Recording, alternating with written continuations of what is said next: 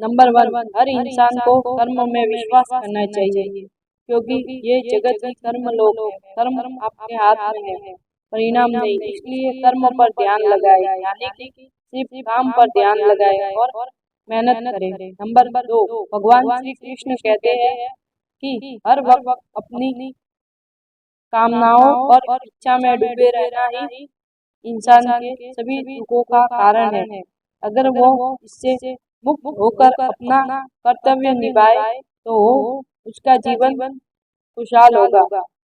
Number 3, विश्वास रखे कि तुम्हारे साथ जो हुआ है वह अच्छा हुआ है, जो हो रहा है वो भी अच्छा हो रहा है, और जो होगा वो भी अच्छा ही होगा। नंबर 4, जीवन का आनंद ना तो बीते हुए कल में है और ना ही भविष्य में है। जीवन का आनंद तो आज को जीने में है, बल्कि अभी जीने में है कि अभी आप कैसे जी रहे हैं। नंबर 5, यदि कोई इंसान जो चाहता है उसे विश्वास के साथ करता है, वो वह जो चाहे बन सकता है। नंबर 6, मैं प्रत्येक जीव के हृदय में आसानी हूँ, आसी आसीन हूँ, और मुझसे ही समृद्धि, ज्ञान तथा विश्रांति होती है। मैं इन वेदों के द्वारा जानने योग्य हूँ। निसंदेह मैं वेदांत का सकल कर्ता तथा समस्त वेदों को जानने वाला हूँ। नंबर 7, श्री कृष्ण कहते हैं कि सदैव मेरा चिंतन करो, मेरे भक्त बनो, मेरी पूजा करो और मुझे नकारा करो। जिस प्रकार तुम निश्चय रूप से मेरे पास आओगे, मैं तुम्हें वचन देता हूँ, क्योंकि तुम मेरे परम प्रिय मित्र हो। नंबर 8, श्री कृष्ण कहते हैं कि मृत्यु के समय जीव द्वारा विकसित की गई चेतना उसे दूसरे शरीर में ले जाती है। यदि जीव ने अपनी चेतना पशु जैसी बना रखी है तो उसे पशु शरीर प्राप्त होना निश्चित है।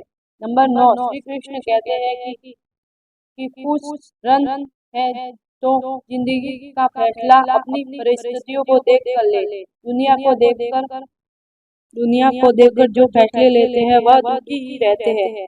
नंबर 10, श्री कृष्ण कहते हैं कि कोई कुछ भी कहे, बस अपने आप को शांत रखे, क्योंकि सूरज की किरणें कितनी भी तेज क्यों ना हो, समुद्र सूखा नहीं करते। नंबर 11, मन अंधा होता है, इसके पास कोई ज्ञान नहीं होता। मन कुछ नहीं जानता, ना सही और ना ही गलत, और ना ही सही मार्गदर्शन करता। इसलिए आप अंधे मन की बातें मानकर जरूरी कामों को टालना बंद करें। आप हमेशा अपनी बुद्धि से काम लीजिए, मन से नहीं, क्योंकि अंधा मन हमेशा आपको जरूरी कामों को करने से रोक देता है। नंबर 12, श्री कृष्ण कहते हैं कि मन से सोचो, कार्यों को मुंह से बाहर मत निकालो। जिस प्रकार किसी गुप्त मंत्र की रक्षा करते हैं, उसी प्रकार अपने बड़े लक्ष्य को मन से रखकर उनकी रक्षा करो। गुप्त रखकर उस काम को करो और तभी बोलो जब काम पूरा हो जाए, क्योंकि अधिकतर लोग अपनी तकलीफ से दुखी नहीं है, जितना दूसरों की तरक्की देखकर दुखी है। नंबर 13, श्री कृष्ण कहते हैं कि जब भी कोई बड़ी बात बड़े लक्ष्य की हो, केवल उन बातों को उन लोगों से बांटे जो उस बातों को अपने भीतर बचा कर रखने का फैसला रखते हो। यदि कभी आर्थिक स्थिति कमजोर हो जाए, यदि कभी बड़ा नुकसान हो जाए, यदि कभी सब कुछ चारों हो जाए, उस बात को अपने अंदर बचा कर रख लेना। अपनी कमजोर आर्थिक स्थिति की जानकारी अपने मित्रों को या रिश्तेदारों को मत देना। सहानुभूति पाने के लिए चार आंसू मत गिरना, क्योंकि याद रखें, अंदर भले ही काम हो लेकिन बाहर पूरे दम हो। क्योंकि यदि लोगों को पता चल जाएगा कि आपके पास पैसे की कमी है, आर्थिक स्थिति की दिक्कत है, वह अपना पैसा आपके व्यवहार से निकाल लेंगे। नंबर 14, श्री कृष्ण कहते हैं कि एक बात हमेशा याद रखें, पहले तो किसी मित्र पर विश्वास ना करें। यदि आपके आसपास ऐसे कोई लोग हैं जिनकी जीवन शैली लगातार नकारात्मक कार्यों में लिप्त है, तो वो कितने भी गरीब दोस्त क्यों न हो, आज नहीं तो कल आपको नुकसान जरूर पहुंचाएंगे। नंबर 15, श्री कृष्ण कहते हैं कि आपकी जिंदगी में कुछ नहीं बदलेगा जब तक आप खुद को नहीं बदलोगे। मुंह पर सच बोल देने और गुस्सा कर देने वाले लोग उन लोगों से करोड़ गुना बेहतर है जो आपके सामने कुछ और है और पीठ पीछे कुछ और है। नंबर 16, कौवा कोयल की आवाज को दबा सकता है मगर खुद की आवाज मजबूत नहीं कर सकता है। उसी तरह निंदा करने वाले व्यक्ति सज्जन को बदनाम कर सकता है मगर खुद को सज्जन नहीं बना सकता। नंबर 17, श्री कृष्ण कहते हैं कि अगर अकेलापन है तो उसे एक वरदान समझे क्योंकि परमात्मा ने तुम्हें खुद में सुधार लाने का थोड़ा अधिक समय दे दिया है। अकेले रहने का आनंद लेना सीखे क्योंकि कोई भी आपके साथ हमेशा के लिए साथ नहीं रहेगा। नंबर 18, श्री कृष्ण कहते हैं कि कामयाब इंसान खुश रहे या न रहे, खुश रहने वाला इंसान कामयाब जरूर हो जाता है। नंबर 19, श्री कृष्ण कहते हैं कि उन्हें छोड़ देना उचित है जो आपके होने का मूल्य नहीं जानते। यदि जगत में प्रत्येक काम मनुष्य द्वारा संभव हो तो मेरा अस्तित्व ही नहीं होता। जहाँ से तुम्हारा रत्नों का अंत होता है वहीं से मेरा अर्थात ईश्वर का कार्य प्राप्त होता है। नंबर 20, श्री कृष्ण कहते हैं कि बच्चा क्या खाएगा, क्या पिएगा, क्या पहने का ध्यान बच्चा नहीं उनकी माँ रखती है। हमें क्या देना है और क्या नहीं देना स्वयं भगवान देखते हैं।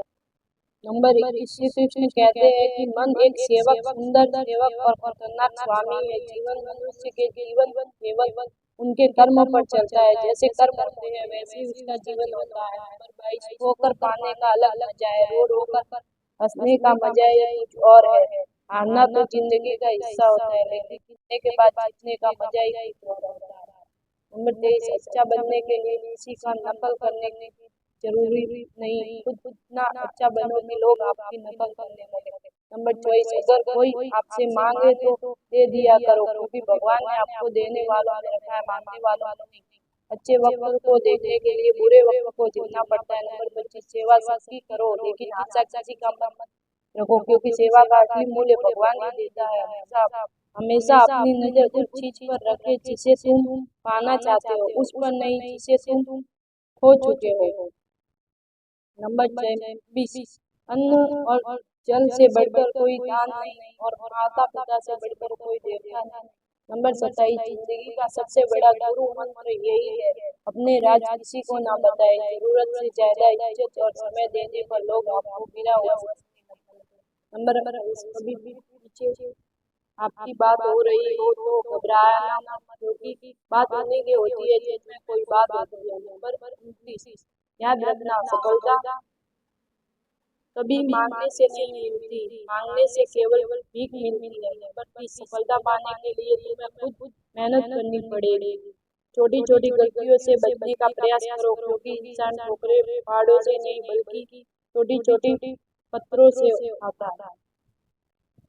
नंबर 21, अपनी गलती माने बिना आप कभी भी बेहतर इंसान नहीं बन पाओगे। नंबर 32, देना शुरू कर दो, आना खुद ही शुरू हो जाएगा, इज्जत भी और दौलत भी। नंबर 33, अहंकार में डूबे इंसान को ना तो खुद की गलतियां दिखाई देती है और ना ही दूसरों की अच्छाई दिखाई देती है। नंबर 34, जीवन में जितना कठिन परिस्थितियां आएंगी उतना ही आप मजबूत बनते जाओगे और जितना आप मजबूत बनते जाओगे जिंदगी उतनी ही आसान होती जाएगी। यही जिंदगी का नियम है।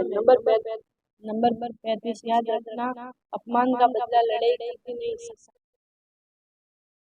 लिया जा सकता है।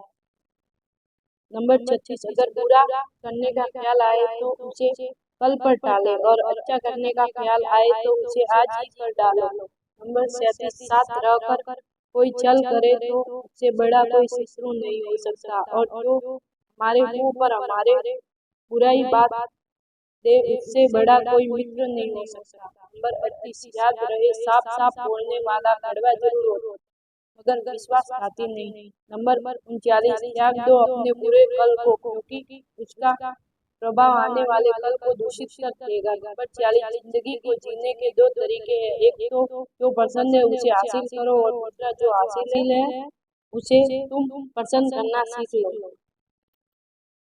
नंबर 41, चीजों की कीमत मिलने से पहले होती है और इंसान की कीमत खो देने के बाद। मुफ्त में तो सिर्फ माँ बाप का प्यार मिलता है, बाकी इस दुनिया में हर रिश्ते के लिए कुछ ना कुछ चुकाना पड़ता है। नंबर 42, बेइज्जती का जवाब इतनी इज्जत से दीजिए कि सामने वाला भी शर्मिंदा हो जाए। 43 नंबर, आप जब तक अपनी कठिनाइयों और समस्याओं का जिम्मेदार दूसरों को मानते रहोगे, तब तक कभी भी आप अपनी समस्या और कठिनाइयों को नहीं मिटा सकते। नंबर 34, जितना ज्यादा हो सके सुनो और जितना हो सके उतना काम कम बोलो। इसलिए शायद भगवान ने हमें दो कान और एक मुंह दिया है। नंबर 45, आप बार बार कीजिए लेकिन विश्वास सिर्फ एक बार कीजिए।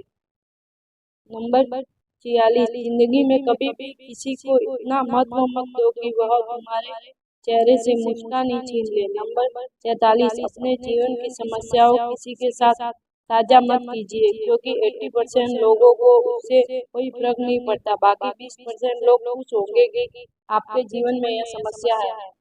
नंबर 48, कामयाबी तो सिर्फ वही हासिल करता है जो वक्त और हालातों पर रोया नहीं करते। नंबर 39, कुछ भी स्थायी नहीं है। अपने आप को अधिक तनाव ना दे, क्योंकि स्थिति चाहे कितनी भी खराब हो, यह बदल जाएगी। वक्त के साथ बहुत कुछ बदल जाता है, लोग, रास्ते भी, एहसास भी और कभी हम खुद भी। नंबर 50, जहाँ लगे कि हमारी वजह से दूसरों को तकलीफ हो रही है, वहां से हट जाना बेहतर है। गलतियों में वह ताकत होती है जो आपको पहले से बेहतर बना सके। चल कपट और आप उतना ही करना जितना आप भुगत सको, क्योंकि कुदरत किसी को नहीं छोड़ता, सबका हिसाब जमीन पर ही होता है। नंबर 51, अगर आपका कोई दुश्मन नहीं है तो उसका मतलब आप उन जगहों पर भी खामोश थे जहाँ सत्य बोलना बहुत जरूरी था।